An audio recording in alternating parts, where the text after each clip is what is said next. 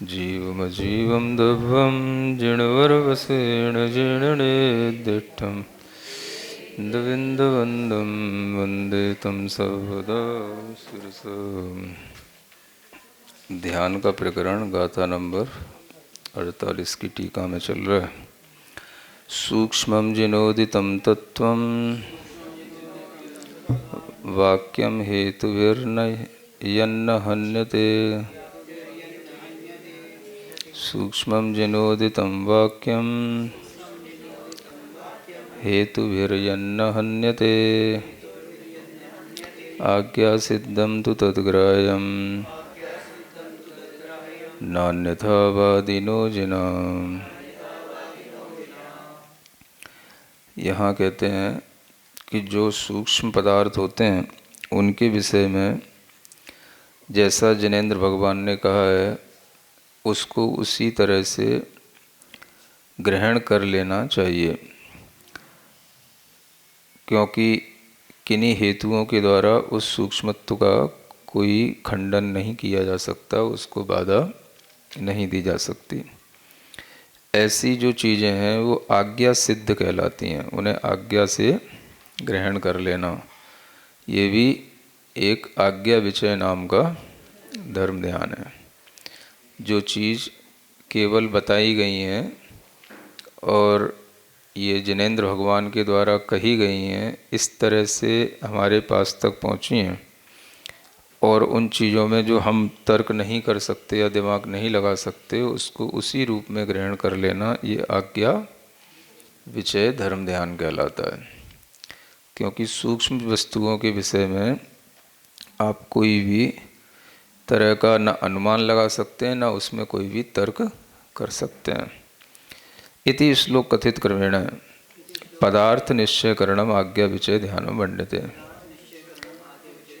इस तरह के श्लोक में जो कहा गया है उसके अनुसार जिन न अन्यथावादिनो, क्योंकि जिन जो हैं वो अन्यथावादी नहीं होते हैं, इसलिए आपको जो कहा गया है उसे आज्ञा मान करके ग्रहण कर लेना भी आपके लिए धर्म ध्यान है ना।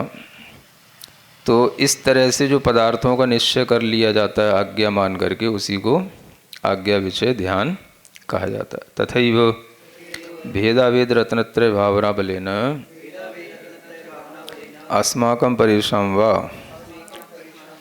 कदा कर्मणाम अपायो विनाशो भविष्यति इति चिंतनम अपाय विचयम ज्ञातव्यम। तो ये धर्म ध्यान होते हैं, आज्ञा विचय धर्म ध्यान आप इस तरह से कर सकते हैं कि जैसा भगवान ने कहा है हमें वैसा ही स्वीकार है। इस तरह से इतना मान लेने से ही धर्म ध्यान होने लग जाएगा। ज़्यादा दिमाग को अगर कष्ट ना देना हो तो जैसा कहा गया है उसको वैसा ही मान लेना, स्वीकारने का नाम ही आज्ञा विचय धर्म ध्यान है। और दूसरा धर्म ध्यान करना हो तो उसका नाम है अपाय विचय। तो अपाय विचय में ये चिंतन किया जाता है कैसे कर्मों का कब अपाय होगा, माने विनाश होगा। किसका विनाश? कर्मों का विनाश। तो अपने अथवा दूसरों के भी कर्मों का विनाश का चिंतन करना कि भाई इनके ऐसे ये पाप कर्म हैं या दुख देने वाले ऐसे कर्म हैं या ऐसे कर्म हैं जिसके कारण से इन्हें सम्यक ज्ञान नहीं हो रहा है ना। ऐसे मिथ्यात्वादी कर्म में अनेक जीव पड़े हुए हैं, इनके इन मिथ्यात्वादी कर्मों का विनाश कब होगा, इस तरह का भी विचार करना, ये चिंतन करना भी अपाय विचय नाम का धर्म ध्यान कहलाता है ना। और ये सब कर्मों का विनाश होता है तो भेद अभेद रत्नत्रय भावना बलेन, है ना। यानी कि रत्नत्रय के बल से ही कर्मों का विनाश होगा। तो संसार में ये जीव कब रत्नत्रय ग्रहण करेंगे, कब इनके अंदर सम्यक दर्शन आदि का यह श्रद्धान आएगा, परिणति होगी, इस तरह से भी विचार करना, अपने लिए भी करना और दूसरों के लिए भी करना। अपने लिए कैसे करना कि सम्यक दर्शन ज्ञान आदि के माध्यम से हम अपनी आत्मा को किस तरह से युक्त करें ताकि हमारा संसार में परिभ्रमण न होवे, ये अपने लिए सोचना कहलाता है। अपने श्रद्धान आदि का भी परीक्षण करना, उसको भी देखते रहना कि हमारे अंदर तत्व श्रद्धान बराबर बना हुआ है कि नहीं। इस तरह से अपने लिए भी सोचना और दूसरों के अंदर भी ये आ जाए तो उनके भी कर्मों का विनाश हो। इस तरह से विचार करने से ही धर्म ध्यान चलता रहता है। सरल सा धर्म ध्यान है ये, है ना। सब धर्म ध्यान तो सरल ही है सब।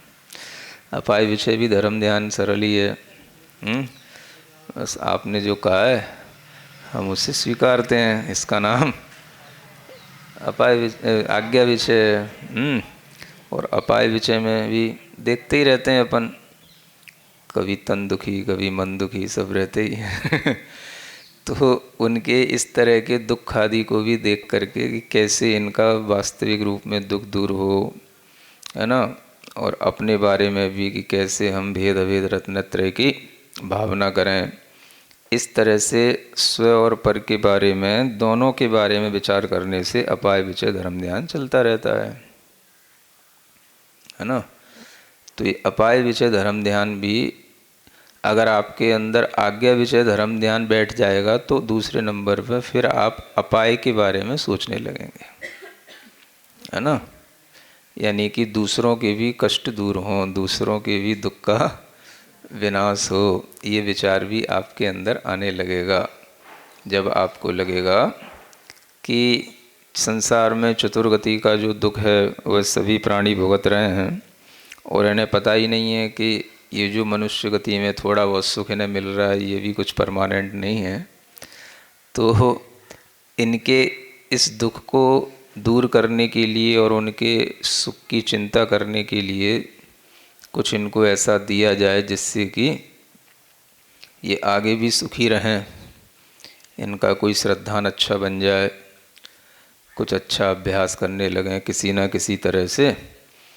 शास्त्र का एक शब्द भी स्वीकार कर लें, गुरु का शरण मिल जाए या गुरु पर इनका श्रद्धान बन जाए, गुरु की बात इन तक पहुंच जाए, तो भी जो है इनका कहीं ना कहीं कुछ जो परिणामों में मलिनता है वो कुछ कम हो जाए तो इनके लिए भी रत्नत्रय का कुछ साधन बन सकता है। ऐसा विचार करने का नाम अपाय विषय धर्म ध्यान है। तो जो व्यक्ति धर्म ध्यान करना चाहता है उसके लिए पहला तो धर्म ध्यान इतना ही है कि हाँ भाई हमें तो समझ आ गया, जो भगवान ने कहा है वो हमने मान लिया। अब अगर तुमने मान लिया है तो तुमको भी अपने लिए तो अच्छा है ही, और जब आप दूसरों के बारे में भी सोचेंगे तो आपके अंदर और श्रद्धा बढ़ेगी कि भाई जैसे हम अपने आप को दुख से बचा रहे हैं ऐसे दूसरे भी दुख में पड़े उनको भी बचाएं। तो कुछ भी करें उनके लिए, है ना। चाहे उन्हें होना चाहिए जो भी वाक्य है वो जिनोदित होना चाहिए, सूक्ष्म जिनोदितम वाक्यम, है ना। माने कि जिनेंद्र भगवान के द्वारा बताया हुआ कोई भी संदेश है, वाक्य है, वचन है, वो वचन उन तक पहुंच जाए और उस पर वो श्रद्धान कर लें तो भी उनकी परिणतियां बदल सकती हैं। इसका नाम क्या है? अपाय विषय। तो ये आज्ञा विषय से और बढ़कर के है। अब आपने आज्ञा मान ली कि नहीं, आज्ञा विषय आपको धर्म ध्यान हो गया कि नहीं, इसका प्रैक्टिकल इस अपाय विषय धर्म ध्यान से होगा। अगर आप दूसरों के लिए भी सोचते हैं और उनको भी धर्म से जोड़ने का कुछ पुरुषार्थ करते हैं तो ये भी आपका उस आज्ञा विषय धर्म ध्यान से और ऊपर क्वालिटी का धर्म ध्यान हो गया। आज्ञा विषय तो ये हो गया भाई हमने सुन लिया, आपने सुना दिया, हम मान के बैठ गए। लेकिन अगर आपके अंदर वास्तव में वो धर्म ध्यान आया है तो आगे अगर वो धर्म ध्यान दिखाई देगा तो वो अपाय विषय के माध्यम से दिखाई देगा, है ना। तो कोई भी जिनोदित वाक्य, है ना, चाहे वो एक अक्षर का हो चाहे दो अक्षर का हो, आगे आने वाले हैं अक्षर भी है ना।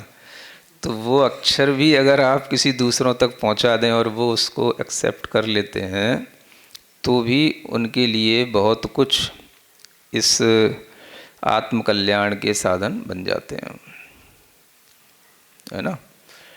तो ऐसे जिनोदित वाक्य उनमें 2 अक्षर का, 2.5 अक्षर का कहें, क्या होता है 2.5 अक्षर का? प्रेम क्या होता है?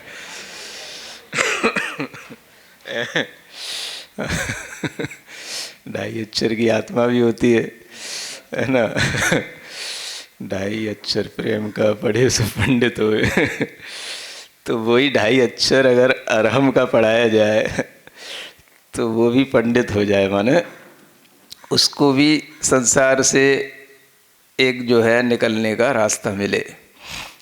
तो ये कुछ ऐसे ही अक्षर हैं मंत्रात्मक जो शॉर्ट में हैं, और ये भी सब जिनोदित हैं, मतलब जिनेंद्र भगवान के द्वारा कहे हुए हैं।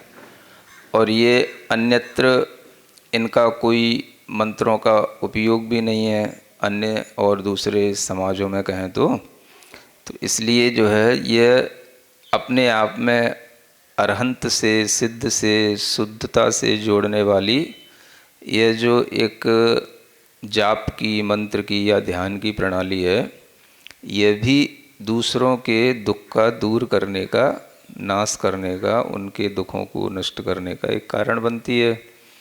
इसलिए भी इस तरह से जो लोग प्रयास करते हैं वो भी अपाय विचय धर्म ध्यान करते हैं। तो ये धर्म ध्यान सिंपल है ना। आप केवल सोच रहे हैं तो सोचने का नाम ही धर्म ध्यान नहीं है। अगर आप कुछ और कर रहे हैं उनके लिए तो और अच्छा धर्म ध्यान होगा ना, है ना। तो एक तो केवल लोग सोचते ही रह जाते हैं भाई, तो केवल सोचने से ही इतना नहीं हो जाता, लेकिन जब आप दूसरों के लिए कुछ करेंगे जिससे उन्हें लाभ मिले तो वो धर्म ध्यान बन जाता है। तो इस तरह की पद्धतियों में जो भी लोग जुड़ते हैं, लगते हैं, वो सब कौन सा ध्यान करते हैं? अपाय विचय धर्म ध्यान, है ना। चिंता नहीं करते हो, चिंतन करते हैं, है ना। कैसे जो है ज्ञान जिनेंद्र भगवान का दूसरों तक पहुँचे ताकि उनके मन में भी कुछ बदलाव आए। और जब आता है तो उनको तो अच्छा लगता ही है, जो देते हैं उनको भी अच्छा लगता है। तो यही जो है अपाय विचय धर्म ध्यान स्व और पर के कल्याण का कारण बनता है ना। इसलिए इस तरह की जो कॉमन चीज़ें हैं भगवान के ज्ञान से जो निकली हुई, वो सबको देना चाहिए, है ना। शुद्ध निश्चयेन शुभाशुभ कर्म विपाक रहितोपि अयम जीव। अब तीसरा ध्यान भी है जिसका नाम क्या है? विपाक विचय। तो उसको कैसे समझना कि देखो वैसे तो ये जीव कर्म से ही रहित है। अगर शुद्ध निश्चय ऐसे देखा जाए तो जीव कर्म से रहित है ना। जीव में न शुभ कर्म है न अशुभ कर्म है। तो स्वभाव तो इस जीव का शुभाशुभ कर्म के विपाक से रहित है कि कौन से नए से? शुद्ध निश्चय नए से। फिर भी पश्चात अनादि कर्म बंध वशे न, अब अनादि काल से कर्म से तो बंधा ही हुआ है ना। तो दूसरे नए से देखते हैं तो ये भी दिखाई देता है कि अनादि काल से जीव कर्म से बंधा हुआ है। और पापस्य उदयन नारक आदि दुख विपाक फलम अनुभवती। अब यही जीव पाप के फल से नरकों में जाकर के दुखों का फल अनुभव करता है। पुण्योदयन देवादि सुख विपाकम अनुभवती इति। और पुण्य के उदय से देवादि के सुखों का विपाक अनुभव करता है। इस तरह का विचारणम विपाक विचयम विज्ञेयम, है ना। इस तरह की जो विचारणा की जाती है कि ये जीव किन कर्मों के फल से सुखी होता है, किन कर्मों के फल से दुखी होता है, ये विचार करते रहना भी विपाक विषय नाम का धर्म ध्यान कहलाता है। तो कर्म फल का जिसमें चिंतन किया जाता है वो विपाक विषय धर्म ध्यान होता है ना। दूसरों के दुख का कैसे अभाव किया जाए इसका चिंतन करने का नाम अपाय विचय होता है। इस तरह से ये धर्म ध्यान बड़े सिंपल हैं, कोई भी कर सकता है और हमेशा भी चलते रह सकते हैं, है ना। कोई भाव में हमेशा रहा जा सकता है ऐसे। तो इसीलिए थोड़ा सा होता है कि अगर ज्ञान हो तो जो लोग कहीं भी सर्विस करते हैं या दूसरों के साथ भी कुछ भी कार्य करते हैं तो उन दूसरों के साथ भी जो है उनके भी दुख दूर करने के बारे में अगर आप विचार करते हैं तो ये भी आपका धर्म ध्यान है ना, अपाय विचय। और कर्मों के फल का चिंतन करने का नाम है विपाक विचय। पूर्वोक्त लोकानुप्रेक्षा चिंतनम संस्थान विषयम। और जो पहले लोकानुप्रेक्षा बताई थी उसका चिंतन करोगे तो संस्थान विषय नाम का ध्यान आ जाएगा। इति चतुर्विधम धर्म ध्यानम भवति। इस तरह से 4 प्रकार के धर्म ध्यान हो जाते हैं। आज्ञा विषय, अपाय विषय, विपाक विषय और संस्थान विषय, है ना।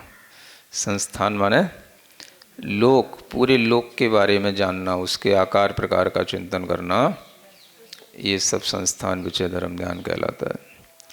अब धर्म ध्यान के बाद शुक्ल ध्यान की भी थोड़ी सी व्याख्या सुन लेते हैं। सुन तो सकते ही हैं, होता तो है ही नहीं है लेकिन सुन तो सकते ही हैं। अथ पृथक्त्व वितर्क विचारम, एकत्व वितर्क विचारम, सूक्ष्म क्रिया प्रतिपाति संयम, विपरीत क्रिया निवर्ति संग्रम च इति भेदेन चतुर्विधम शुक्ल ध्यानम कथयति। अब ये शुक्ल ध्यान के 4 भेद होते हैं। पहले तो इनके नाम ही याद कर लो, वही बड़ी बात है ना। पहले का नाम पृथक्त्व वितर्क विचार, दूसरे का एकत्व वितर्क अविचार, इसमें थोड़ा अविचार होना चाहिए था, सूक्ष्म क्रिया प्रतिपाति और विपरीत क्रिया निवृत्ति। तद यथा पृथक्त्व वितर्क विचारम तावत कथ्यते। सबसे पहले इस ध्यान को बताते हैं। द्रव्य गुण पर्यायाणाम भिन्नत्वम पृथक्त्वम वर्ण्यते। अब ये पृथक्त्व का मतलब क्या है? द्रव्य गुण और पर्यायों की जो भिन्नता है उसी को ही पृथक्त्व कहते हैं। पृथक्त्व माने पृथक पृथक, भिन्नता, अलग अलग होना। तो द्रव्य गुण पर्यायों की जहाँ भिन्नता होती है वो पृथक्त्व के नाम से जानी जाती है। स्वशुद्ध आत्मानुभूति लक्षणम भाव श्रुतम तदवाचकम अंतर्जल्प वचनम वा वितर्को भंडते। अब इसमें दूसरा शब्द आया वितर्क। तो वितर्क किसे कहते हैं? पृथक्त्व तो समझ में आ गया ना। द्रव्य गुण और पर्यायों में पृथकपना होना, ये पृथक्त्व से हो गया। वितर्क का मतलब क्या है? जो भावश्रुत है अथवा उस भावश्रुत के साथ उसका जो बताने वाला जो अंतर्जल्प रूप शब्द चलता रहता है उसका नाम है वितर्क। वितर्क का मतलब क्या हो गया? एक तरह से श्रुत ज्ञान। वितर्क है श्रुतम, ऐसा बताया जाता ना। श्रुतम मीन्स श्रुत ज्ञानम। तो जो श्रुत ज्ञान का भाव है वो भाव श्रुत कहलाता है। यानी जो आपने पढ़ा उसको आप उसी रूप में जब अनुभव करेंगे तो वो भाव श्रुत कहलाएगा। जो आपने सुना उसका उसी रूप में अनुभव करना ये कहलाया भाव श्रुत। तो वो जो अनुभव होगा तब आपको अपनी स्व शुद्धात्मा की अनुभूति होगी, है ना। जिस तरह की शुद्धात्मा की अनुभूति के बारे में श्रुत में बताया गया है उसको वैसा ही अनुभूत करना यही भावश्रुत कहलाता है ना। तो इस भावश्रुत को भी वितर्क कहते हैं। अथवा उस भावश्रुत, एक तो अनुभूति रूप हो गया भावश्रुत, स्वशुद्धात्मा की अनुभूति लक्षण वाला हो गया भावश्रुत, अथवा उस अनुभूति के साथ या उस अनुभूति तक पहुंचने वाले जो शब्द हैं, है ना, उसके वाचक जो शब्द हैं जिनका हम भीतर अपने शब्दों के माध्यम से एक अंतर्जल्प करते रहते हैं। भीतर ही भीतर हमारे मन में कुछ, है ना, जल्प माने शब्द बनते रहते हैं। अपने आप के से अपने अंदर ही ये श्रुत संबंधी कुछ शब्द जो आपके अंदर चलते रहेंगे, है ना, किसी ना किसी रूप में आपको वो श्रुत ज्ञान का संस्कार अंदर ही अंदर आपके अंदर कुछ जल्प उत्पन्न करता रहेगा, ध्यान में भी। तो उसके माध्यम से आपको ये पता होगा कि हम केवल ज्ञानादि अनंत गुण स्वभाव वाली स्व शुद्ध आत्मा का संवेदन करने में भावश्रुत रूप से लगे हुए हैं, या हम अपने आत्मद्रव्य का जो अखंड आत्मद्रव्य है उसका हम संवेदन कर रहे हैं। कोई ना कोई तरह का जब संवेदन होगा तो उसमें आपको द्रव्य का, गुण का या किसी पर्याय का जो ज्ञान है वो आपके अंदर अंतर्जल्प में चल रहा होगा, है ना। तो वो जो है उस ध्यान में भी बना रहता है, उसको वितर्क कहते हैं, है ना। और क्या चलता है, ये हो गया पृथर्क तो वितर्क। और विचार का मतलब क्या है वो आगे बता रहे हैं। अनिहित वृत्त्या अर्थांतर परिणमनम, है ना, वचनाद वचनांतर परिणमनम, मनोवचन का योगेशु योगात योगांतर परिणमनम विचारो वंडिते। अब उस समय पर क्या होगा, अनिहित वृत्त्या का मतलब है आपकी इच्छा के बिना अर्थ से अर्थांतर में परिणमन होगा। अपने आप आपके उपयोग में आप द्रव्य के बारे में सोच रहे हैं तो गुण में आ सकते हैं, गुण से पर्याय में, पर्याय से द्रव्य में, ये अनिहित वृत्त्या परिणमन चल सकता है। ये भी हो सकता है अर्थांतर परिणमन। अथवा वचन से वचनांतर हो गया, पहले आप किसी और वचन का आलम्बन ले रहे थे, बाद में आप किसी और वचन का आलम्बन लेने लग गए। ये सब शुक्ल ध्यान में भी चलता है ना, प्रथम शुक्ल ध्यान में भी।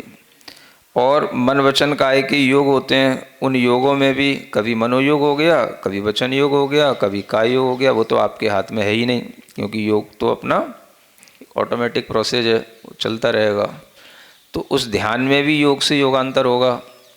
तो ये सब जो परिणमन हो रहा है इसी का नाम विचार कहलाता है ना। विचार मतलब संक्रांति, परिणमनम, है ना, एक पदार्थ से दूसरे पदार्थ में पहुंचना, एक वचन से दूसरे वचन का ग्रहण करना, या एक योग से दूसरे योग में जाना। विचारोर्थ व्यंजन योग संक्रांति, इसी का नाम है। तो इस तरह की ये संक्रांति आपके अंदर शुक्ल ध्यान की, प्रथम शुक्ल ध्यान की स्थिति में भी होगी, है ना। तो एकदम से निर्विचार नहीं हो जाते हैं कोई भी। तो यहाँ निर्विचार नहीं कहा जा रहा है, यहाँ सविचार कहा जा रहा है। लोग निर्विचार तो बहुत जल्दी हो जाते हैं, लेकिन सविचार ये समझेंगे तो ये सूक्ष्म अर्थ है। ये शुक्ल ध्यान का सूक्ष्म अर्थ आपको केवल जिनेंद्र भगवान की वाणी में मिलेगा। बाकी दुनिया में जितने भी ध्यान आदि हैं वो सब विचारों पर, शांति पर काम करते हैं, बस विचार, क्योंकि उन्हें मोटी स्थूल चीज़ें पकड़ में आती हैं, सूक्ष्म चीज़ें उनकी पकड़ से बाहर हैं। तो यहाँ सूक्ष्म चीज़ों के बारे में भी बताया जाता है। तो इसलिए इस दुनिया में निर्विचार, सविचार, इस तरीके के ध्यान की बात तो होती है, लेकिन विचार से सहित और विचार से रहित जो विचार का अर्थ यहाँ बताया गया है वो दुनिया में कोई भी नहीं बताता। तो इसका क्या, और अयम अत्र अर्थ है। अब इसको तीनों चीज़ों को आपस में कनेक्ट करके एक लाइन में बताते हैं। यद्यपि ध्याता पुरुष स्वशुद्धात्म संवेदनम विहाय बहिश्चिंतां न करोति, तथापि यावत् अंशेन स्वरूपे स्थिरत्वं नास्ति तावत् अंशेन अनिहित वृत्त्या विकल्पा स्फुरन्ति, है ना। तो इसका मतलब क्या है कि शुक्ल ध्यान में भी अभी बिल्कुल एकाग्र चिंता नहीं हो गई, है ना, क्योंकि अभी तो पहला ही शुक्ल ध्यान है, इसके आगे दूसरा और है, तब जाकर के एकाग्र चिंता होगी दूसरे शुक्ल ध्यान में, तब केवल ज्ञान होगा। तो धर्म ध्यान में तो एकाग्र चिंता कितनी होती है अब आप समझ सकते हो, समझ में आ रहा है ना, कि ध्याता पुरुष अपने स्वशुद्धात्म संवेदन को छोड़ करके कोई दूसरी चिंता नहीं करता शुक्ल ध्यान में। वह अपने केवल स्वयं शुद्ध आत्मा के ही अनुभूति में स्थिर होता है, फिर भी उसकी जितने अंश में स्वरूप में स्थिरता नहीं होती है, माने जितने अंश में स्वरूप में स्थिरता होती है उतने अंश में तो वो शुक्ल ध्यान हो गया, है ना। और जितने अंश में उसके लिए स्थिरता नहीं हो रही है उसमें वह बिना इच्छा के भी, माने वो उसकी अब पकड़ से बाहर है। वो अनिहित वृत्तिया का मतलब होता है वो अपनी इच्छा से उस चिंता को रोक नहीं सकता है, अपनी इच्छा से सब कुछ नहीं कर सकता है। वो अब एक तरह से उसकी भी समझ से, पकड़ से, ज्ञान की परिणति से बाहर है। तो उस समय पर वह अनिहित वृत्तियाँ जो उसके अंदर विकल्प उत्पन्न होते हैं, तो वह विकल्प जो होते हैं वह विकल्प भी उसके लिए उस समय पर उसी विकल्प में वह पृथक विचर्ग विचार ध्यान शुक्ल ध्यान कर लेता है। तो वो विकल्प कोई ऐसे संकल्प विकल्प नहीं है जो आपको हो रहे हैं धर्म ध्यान में हो रहे हैं, वो विकल्प वो ही जानता है बस, है ना। तो वो विकल्प यही है कि उसकी बिना इच्छा के भी अर्थ से अर्थांतर में परिणमन हो जाना, योग से योगांतर में, वचन से वचनांतर में जो परिणमन हो रहा है वो उसकी पकड़ के बाहर है, यही उसके लिए विकल्प है। और इस विकल्प के साथ जो ध्यान किया जा रहा है इसीलिए उसको तेन कारणेन पृथक वितर्क विचारम ध्यानम भंडते, है ना। इसलिए उसको क्या बोलते हैं, पृथक वितर्क और विचार। तो इसमें पृथक्त्व का मतलब हो गया द्रव्य गुण पर्यायों की भिन्नता, वितर्क का मतलब हो गया भाव श्रुत रूप या अंतर जल्प रूप वचन, और विचार हो गया संक्रांति अर्थ व्यंजन योगों की। इन तीनों के साथ जो ध्यान चल रहा है उसका नाम है प्रथम शुक्ल ध्यान। तच्च उपशम श्रेणी विवक्षायाम अपूर्व उपशामक निवृत्ति उपशमक सूक्ष्म सांप्राय उपशमक उपशांत कषाय पर्यंत गुणस्थान चतुष्टय भवति। अब ये जो पहला शुक्ल ध्यान है ये कौन से गुण स्थानों में होगा, तो कहते हैं कि उपशम श्रेणी की विवक्षा में देखेंगे उपशम श्रेणी की अपेक्षा से तो क्या होगा, अपूर्व उपशामक्य होगा, माने उपशम श्रेणी वाले को जो अपूर्व करण गुण स्थान आएगा 8वां, है ना, तो उसमें होगा। फिर अनिवृत्तिकरण नाम का गुण स्थान आएगा 9वां, उसमें भी होगा। और फिर 10वां सूक्ष्म सांप्राय नाम का गुण स्थान आएगा उसमें भी होगा। और उपशांत कषाय नाम का चौथा 11वां गुण स्थान आएगा उसमें भी होगा। तो उपशम श्रेणी वाले को 8वें 9वें 10वें और 11वें इन 4 गुण स्थानों में यह ध्यान पहला होता है, इसका नाम है पृथक वितर्क, है ना। अब ध्यान की परिभाषा तो आपको एक बताई, और अंतर अंतर मुहूर्त तक 4 गुण स्थानों में ध्यान चलेगा तो डिफरेंट तो होगा ही ना, तो वो आपको कोई नहीं समझा सकता, है ना। इतनी सूक्ष्मता से तो, है ना, गणधर भगवान ही समझा तो समझा पाएंगे कि अब क्या अंतर आता है। ये तो एक मोटी मोटी सी डेफिनेशन बता दी बस नाम के अनुसार, वो भी एक तो निरुक्ति अर्थ हो गया ये तो, है ना। पृथक वितर्क विचार का मतलब क्या, तो वास्तव में जो शुक्ल ध्यान की परिणति है वो अपनी सोच से परे है ना। हाँ, ये भी डेफिनेशन कोई डेफिनेशन समझ नहीं आती ये तो केवल शब्दों के अर्थ बताए गए हैं, शब्दों को बस लक्षण बता दिया आपने। ध्यान में क्या होता है, ध्यान कैसा होता है, ध्यातक क्या अनुभव करता है, ये तो सब कुछ है ही नहीं है। ये सूक्ष्मता का वर्णन तो करने वाला ही अनुभव करेगा। तो इस तरह से ये हो गया छपक श्रेण्याम पुनः अपूर्वकरण छपक, अनिवृत्तिकरण छपक, सूक्ष्म सांप्राय छपक, अभिधान गुणस्थान्तरे चैति प्रथमम शुक्ल ध्यानम व्याख्यातम। अब अगर छपक श्रेणी में वाला जीव होगा तो उसको भी शुक्ल ध्यान होगा, तो वो भी 8वें गुण स्थान में चलेगा तो अपूर्वकरण छपक कहलाएगा। 9वें गुण स्थान में होगा तो अनुवृत्तिकरण वाला छपक कहलाएगा। 10वें गुण स्थान में चलेगा तो वो सूक्ष्म सांप्राय वाला छपक कहलाएगा। अब ऐसा जीव 10वें गुण स्थान के बाद फिर आगे प्रथम शुक्ल ध्यान की यात्रा इसकी यहीं पर समाप्त हो जाएगी, है ना। क्योंकि आगे फिर जो वो गुण स्थान प्राप्त करेगा छपक श्रेणी वाला वो 12वां गुण स्थान होगा और वहाँ पर वह दूसरा शुक्ल ध्यान करेगा। तो छपक श्रेणी वाले के लिए 3 ही गुण स्थान शुक्ल ध्यान के होते हैं, 9वां, 8वां, 9वां और 10वां। और उपसम श्रेणी वाले के लिए 4 हो जाते हैं, 8वां, 9वां, 10वां और 11वां। इस तरह से ये प्रथम शुक्ल ध्यान का व्याख्यान गुणस्थानों के अनुसार भी बता दिया और उस नाम के अनुसार भी उसकी व्याख्या कर दी। इससे ज़्यादा कुछ व्याख्या के योग्य है नहीं है। निज शुद्धात्म द्रव्ये व निर्विकारात्म सुख संवित्ति पर्याये व निरूपाद स्वसंवेदन गुणे व यत्रैकस्मिन् प्रवृत्तं तत्रैव वितर्क संज्ञेन,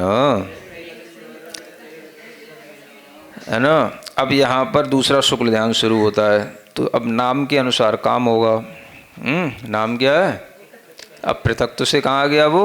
एकत्व में आ गया। तो देखो पहले पृथक्त्व था तो 3 में कहीं पे भी कूद सकता था वो, है ना। उसके पास बहुत सारी चीज़ें थी द्रव्य गुण पर्यायों में उपयोग को, है ना, इससे उस पर शिफ्ट करने की, तो वो पृथक्त्व कहलाया। अब एकत्व में क्या होगा? तो एक ही चीज़ में लगेगा वो। निज शुद्ध आत्म द्रव्य, अगर द्रव्य है तो निज शुद्ध आत्म द्रव्य में लगेगा, है ना। पर्याय है तो निर्विकार आत्म सुख संवित्ति पर्याय, है ना। निर्विकार आत्मा की जो सुख का संवेदन कराने वाली पर्याय है उस पर्याय में स्थिर होएगा। गुण है तो निरूपादि स्वसंवेदन गुणेवा, एक ही चीज़ में टिकेगा वो। जब दूसरा शुक्ल ध्यान होगा तो वो एक चीज़ में टिका होगा, या तो द्रव्य में या गुण में या पर्याय में। इसका नाम है एकत्व परिणति। यत्र एकस्मिन् प्रवर्तम, एक में प्रवर्त हुआ, तत्रैव वितर्क संज्ञेन है। अब वहाँ पर भी वितर्क, वहाँ पर भी है, तो वितर्क संज्ञा से क्या लेना? स्वसंवित्ति लक्षण भाव श्रुत बलेन स्त्री भूय। अब वहाँ पर भी अब वितर्क जो पहले बताया था स्वसंवेदन रूप, अपनी स्वशुद्धात्मा के अनुभवन रूप, वही यहाँ पर है स्वसंवित्ति लक्षण वाला। तो वो वितर्क भले ही अलग होगा लेकिन वो कहने को तो इसी एक लाइन से ही आएगा क्योंकि सबका संवेदन हर एक शुक्ल ध्यान का अपना अलग अलग होगा, लेकिन नाम इतना ही है, स्वशुद्धात्मा का संवेदन, है ना। तो यही भावश्रुत लक्षण के बल से वह अपने आप में स्थिर होकर के विचारम गुण द्रव्य पर्याय परावर्तनम करोति यत्तदेकत्व वितर्क विचार संज्ञम क्षीण कसाय गुणस्थान संभवम द्वितीय शुक्ल ध्यानम वंडदे। हाँ, थोड़ा सा ये कुछ लाइन से क्यों हट गई गाड़ी? एक न शब्द छूट गया है इसमें, कुछ ऐसा लग रहा है हिंदी में तो इन्हें ना लिख दिया है ना। अविचार माने गुण द्रव्य पर्याय का परावर्तन न करोति, ऐसा होगा वो, क्योंकि लाइन से तो कोई हटा ही नहीं जा सकता तो एक न अक्षर छूट गया, क्योंकि हिंदी में लिखा है ना दूसरा शुक्ल ध्यान में द्रव्य गुण पर्याय में परावर्तन नहीं करता, ऐसा लिखा है ना। हाँ, तो पुरानी प्रति में इसमें सुधार दिया होगा, इसमें हिंदी सुधार दी, ऊपर संस्कृत में सुधारी होगी, तो ये थोड़ा बहुत हो सकता है, मिस्टेक है ये, बाकी ऐसा कुछ।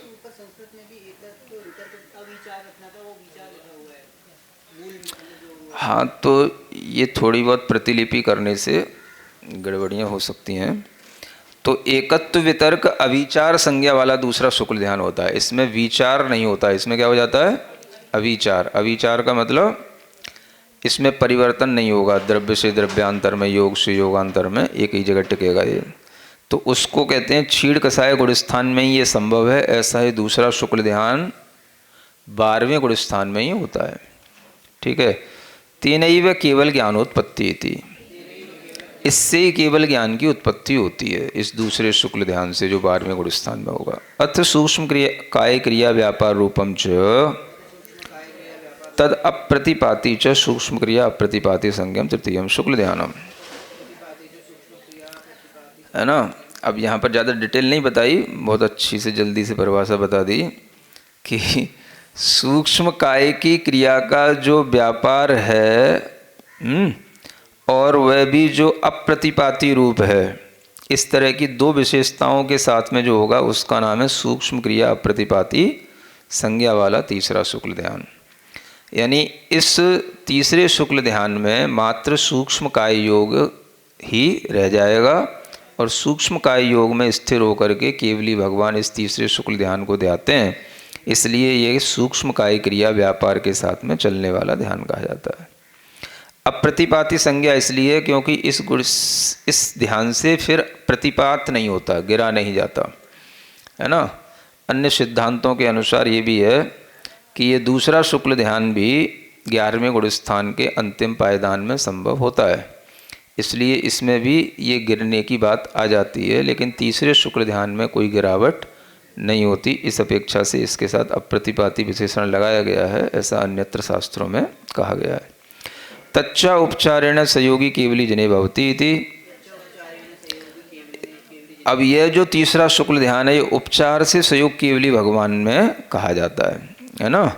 उपचार से का मतलब है कि अब इसमें कोई एकाग्रता जैसी चीज़ें नहीं रह जाती हैं, ये अपने योगों के स्थिर होने पर ये ध्यान लगता है, इसलिए इसको उपचार से कहा। जो कि मुख्यता से जो ध्यान होता है वो उपयोग की स्थिरता वाला होता है। अब उपयोग की स्थिरता तो हो गई, केवल ज्ञान हो गया, तो अब केवल योग की बात बची, तो योग की स्थिरता से वह केवल उपचार से इसलिए कहने में आता है। विशेषण उपरता निवृत्ता क्रिया यत्र तद विपरीत क्रियम च तद अनिवृत्ति च अनिवर्तकम च तद विपरीत क्रिया अमृत्ति संज्ञम चतुर्थम शुक्ल ध्यानम व्याख्यातम। फिर जब सभी क्रियाओं से उपरत हो गया, है ना, उव्रदोहम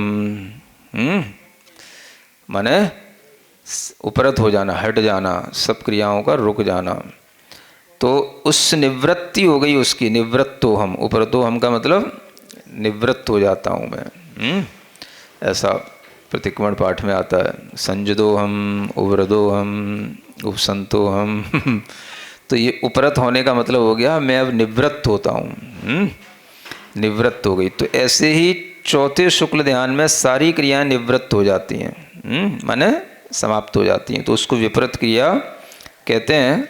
और वही अनिवृत्ति होती है, फिर वहाँ से लौटना नहीं होता है, तो वह अनिवृत्ति हो गई। इस तरह की संज्ञा वाला ये चौथा शुक्ल ध्यान कहा गया है ना। सिर्फ नाम की निरुक्ति के अनुसार ये ध्यान की परिभाषाएं बना दी हैं। अध्यात्म भाष्या पुनः सहज शुद्ध परम चैतन्य शालिनी निर्भर आनंद मालिनी भगवती निजात्मनि उपादे बुद्धिम कृत्वा। अब अध्यात्म की भाषा से समझना हो तो तुम ये करो, सहज शुद्ध परम चैतन्य शाला और निर्भर आनंद की माला जिस भगवान आत्मा में है उसमें उपादेय बुद्धि बनाओ, है ना।